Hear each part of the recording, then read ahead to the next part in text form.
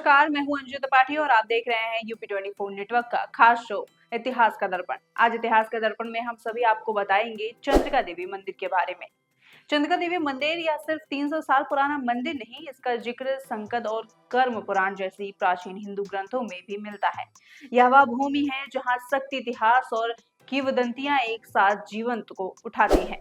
चंद्रिका देवी मंदिर 300 से अधिक वर्षों से भक्तों के लिए आस्था का केंद्र बना रहा। यहाँ की अधिष्ठित देवी माँ दुर्गा है। मंदिर में स्थापित देवी की प्रतिमा बेहद खास है। यह चट्टान से बनी है और इसके 3 शीर्ष हैं, जो देवी के विभिन्न रूपों को प्रतीक हैं। इस मंदिर को एक और पवित्र नाम से भी जाना जाता है, जो लखनऊ के लोगों को बहुत कम पता होगा। महिसागर तीर्थ। मंदिर के बगल में एक पवित्र कुंड है, जिसे महिसागर तीर्थ भी कहा जाता है, जिसके केंद्र में भगवान शिव की विशाल प्रतिमा भी स्थापित है। मंदिर की दिव्यांत अमावस्या और नवरात्रि जैसे विशेष दिनों में अपने चरम पर होती है। दूर दूर से श्रद्धालु यहाँ आते हैं, पवित्र अनुष्ठान जैसे हवन और मुंडन यहाँ करवाते हैं। यह भक्ति का वह सागर है जहाँ चैत्र और सर्दी नवरात्रि के दौरान भव्य मेले का आयोजन होता है। चंद्रिका देवी मंदिर के इतिहास की शुरुआत भले ही स्पष्ट हो, लेकिन स्थानीय किंवदंतियां इसे सीधे त्रेता युग से जोड़ती हैं। कहानी कुछ यूं है कि लखनऊ के संस्थापक मानते हैं श्री लक्ष्मण के सबसे बड़े पुत्र एक बार गोमती नदी के किनारे से यात्रा कर रहे थे। उनके पास अश्वमेध यज्ञ का घोड़ा था। अचानक मौसम बेहद खराब हो गया और अंधेरा छा गया। मजबूरन उन्हें घने जंगल में शरण लेनी पड़ी।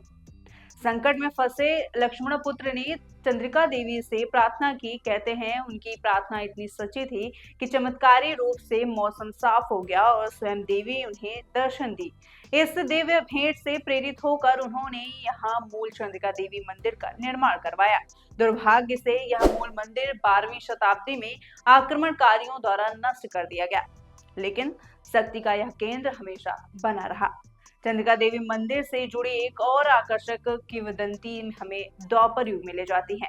ऐसा माना जाता है कि भगवान कृष्ण ने घटोत्कच के पुत्र बाबरिक को एक ऐसा पवित्र स्थान के बारे में बताया जहां वह महान शक्ति प्राप्त कर सकता था। यह स्थान यही महिसागर तीर्थ था। बाबरिक ने यहाँ आकर लगातार 3 वर्ष तक देवी चंद्रिका की आराधना की और उसने अपार शक्ति और आशीर्वाद प्राप्त किया। इस तरह यह स्थान न केवल त्रेता युग बल्कि द्वापर युग से भी जुड़ा है, जो इसकी अखंड और शाश्वत आध्यात्मिक शक्ति को दर्शाता है।